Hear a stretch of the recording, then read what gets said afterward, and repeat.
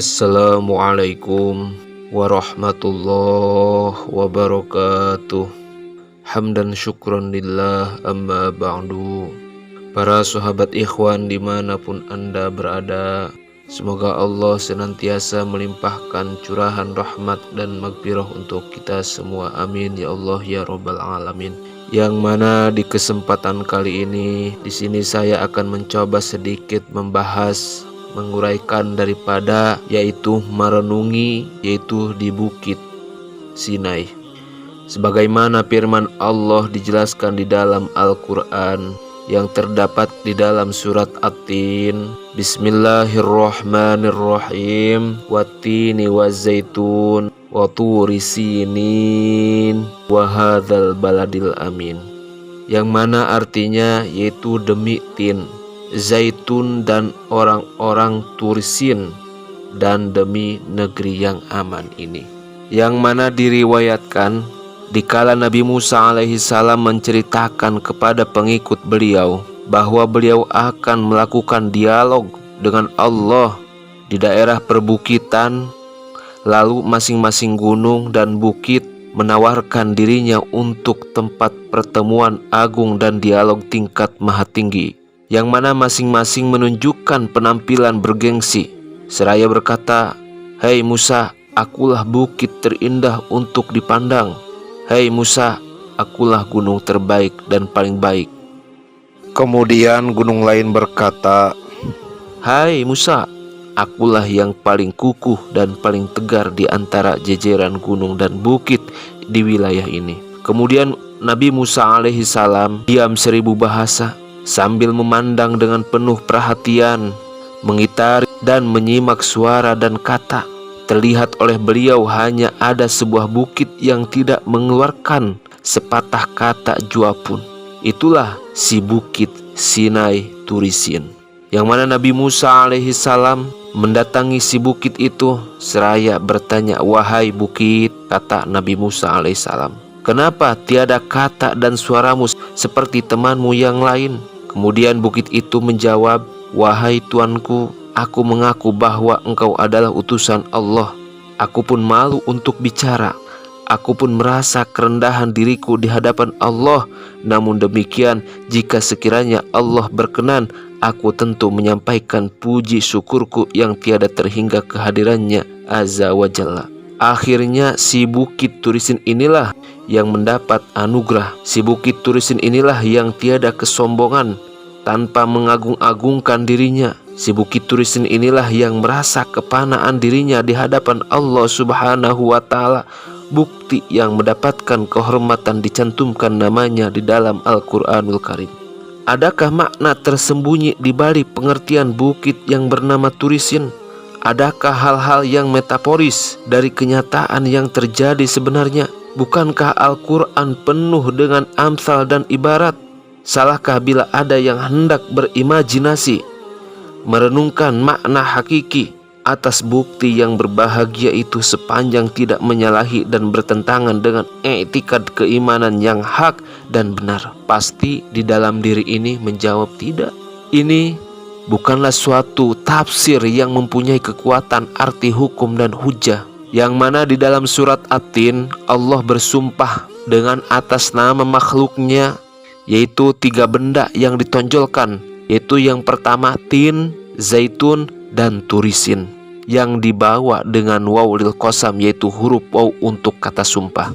Yang mana sebagian ulama tafsir menyebutnya waw litanbih, waw untuk diperhatikan. Buah tin bila diperas berintikan minyak sebagai bahan pokok minyak wangi. Demikian pula buah zaitun bila diperas berintikan sari minyak untuk bahan makanan. Yang mana kajian di kampung sering diketengahkan sebagai perumpamaan sebiji buah kelapa, tempurung adalah syariat, daging kelapa adalah torikot. Bila dikukur, diparut, lalu diperas menjadi santan ialah hakikat. Dan santanlah yang dimasak jadi minyak ialah yang namanya ma'rifat. Kembali, Bukit Turisin ataupun Tursina, yang mana sebuah bukit di padang pasir. Dari segi bahasa, nama bukit berarti puncak sin. Tur artinya puncak dan sin adalah sin. Lantas siapakah Sin itu? Yang mana dijelaskan di dalam Al-Quran yang terdapat di dalam surat Yasin, yaitu Bismillahirrohmanirrohim, Yasin wal Qur'anil Hakim innaka laminal mursalin. Yasin, wahai Sin, demi Al-Quran yang penuh hikmat, sesungguhnya engkau, wahai Sin, adalah salah seorang rasul. Seorang rasul yang menerima Al-Quran adalah Muhammad Sallallahu Alaihi Wasallam. Maka panggilan wahai Sin berarti wahai Muhammad. Allah tajalli di puncak Sin. Bukankah nama Muhammad sudah tertulis di pintu gerbang Aras? Bukankah Nabi Adam memohon ampun dengan wasilah Muhammad? Bukankah Nabi Musa alaihi salam pernah berdoa kepada Allah, ya Allah, andai kata aku hidup di zaman Nabi Muhammad, aku bersedia jadi pengikutnya. Bukankah Muhammad Sallallahu Alaihi Wasallam adalah rahmatan lil alamin, alam yang lalu, kini, dan yang akan datang. Istilah Arabnya yaitu madhi, wal hadir, wal mustaqbal. Masya Allah, betapa mulianya Muhammad di sisi Allah. Tanpa Muhammad tak akan ada rahmat yang dirasakan oleh alam dan isinya. Sebagaimana dalam hadis qudsi Allah berfirman, laulaka ma khalaqtul asya. Ataupun sebagian redaksi lain menyatakan, laulaka ya Muhammad ma khalaqtul ablak. Kalau bukan engkau hai Muhammad, tidak kujadikan semua ini. Tidak heran bila Ibnu Arabi berkata, dia awal kejadian, dia pula akhir kenabian. Muhammad bukan Tuhan, bukan pula penjelmaan Tuhan. Dia makhluk yang diciptakan, tetapi dia awal kejadian. Sebagaimana hadis menyatakan, awwalu ma khalaqallahu nuru nabika ya Jabir. Yang mula-mula diciptakan adalah nur Nabimu hai Jabir. Muhammad adalah rahmat bagi alam semesta dan segala isinya. Rahmat selalu ada di mana-mana, waktu lalu, kini, dan akan datang. Rahmat datang dari sifat rahmaniyah dan rahimiyah Allah Subhanahu wa Ta'ala. Sifat tidak berpisah dengan zat. Di puncak Sin, di saripatinya tin dan zaitun, di saripatinya kelapa, itulah dia Baladil Amin, negeri yang aman sentosa. Adakah negeri di muka bumi ini yang benar-benar aman dalam arti hakiki? Tidak. Tak pernah ada kedamaian hakiki di muka bumi ini. Lalu di mana? Di sana bukan tempat, di sana bukan ruang, akan tetapi itulah Baladil Amin, itulah dia Hidrat ketuhanan.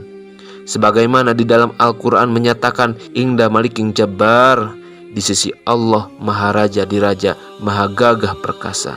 Demikianlah uraian materi yang saya dapat sampaikan. Kurang lebihnya saya mohon maaf yang sebesar-besarnya. Wallahul muwafiq ila aqwamit thoriq. Wassalamualaikum warahmatullahi wabarakatuh.